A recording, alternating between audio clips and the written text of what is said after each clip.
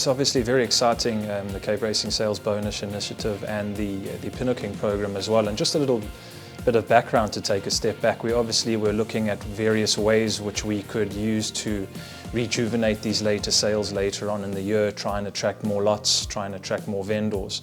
And I think when we got involved with Cape Racing Sales, one of our primary objectives was to address the fact that obviously the vendors / breeders have been struggling for the last few years through COVID and prior to that, where yearling prices really took a tumble. And I think Cape Racing as a business has really addressed that in a twofold way, which is the way that we've increased prize money has without a doubt had a dramatic effect on yearling prices. There's got to be a correlation between it. We've seen a much higher group of horses in terms of numbers being attracted to the Cape, and a definite influence on yearling sales price, which obviously is a direct benefit to the breeders, getting higher money for their stock. And then we've also looked at it in a way which we could try and reduce sales costs to the vendors, and we've instituted our vendor commission cut from a total of 8% down to the 5%, which the seller only pays through Cape Racing Sales at the moment.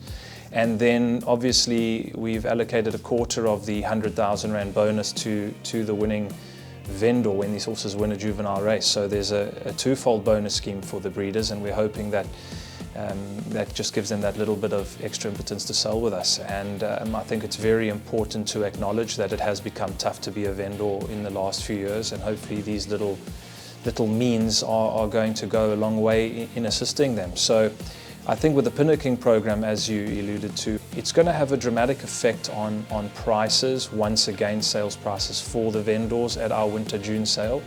I think it is going to have a profound effect on the ready-to-run or breeze-up sale, as we coin it, as well. Increased lots, increased numbers. And I think it's just something that in South Africa we've been missing in the last few years. We went through a stage a couple years back where the ready-to-run sales grew in stature, and it's something that's featured quite well around the world. And just where we are positioned, a healthy breeze-up sale for Cape Racing, I think, in the part of the calendar where it is, it's almost your last chance to buy horses that can run in our Cape summer season. You know, horses in the unbroken 2-year-old sales at the back end of the year are never going to make it in time to run in our Cape summer. Whereas these horses have been back, they've been galloping, and they're pretty much ready to go. So I think the Pinhook Programme, with the benefit of the winter sale, the benefit of the ready-to-run sale, I think it's just a perfect fit. And as we have had obviously a lot of interest and been sending the information out to our relative pinhookers, it's quite a cheap product for the pinhookers as well. They're only paying a small premium on what they sell in the ready-to-run. So it's an inexpensive way of trying to make a bit of profit, and we have a good trading group of breeders and consigners, I'd like to call them, and we're just hoping that this really helps grow that portion of the market as well.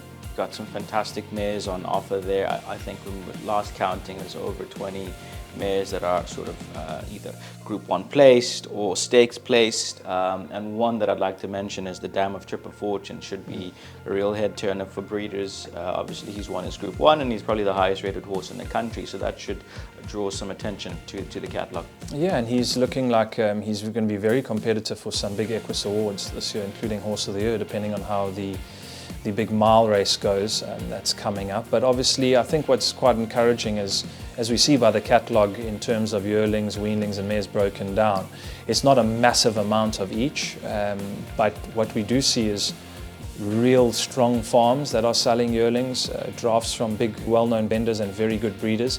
And for the mares as well, I mean, there's a main chance of selling some smart mares. Good Time Girl, who's still a youngish mare and a stakes winner.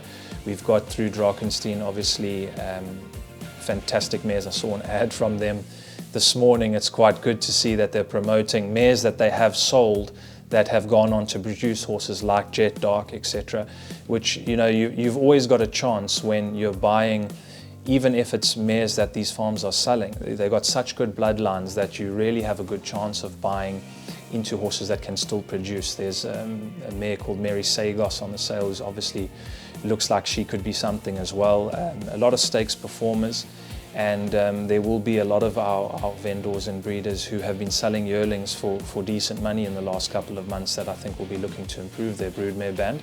And this will be a beautiful place to do it. And of course the weanling market is something is very small here in South Africa at the minute, something we're looking at growing. And I know Oscar folks sold a weanling last year at this particular auction for good money, and he has entered some very smart looking weanlings on this sale to test the market as well. So I think a quick return, if you can buy a smart weanling at this sale to go on to the January sale, it's only a couple of months and you could be looking at a good profit. So a nice mix of horses available, and I think a mixed sale is a very good name for it, and we're looking forward to the auction.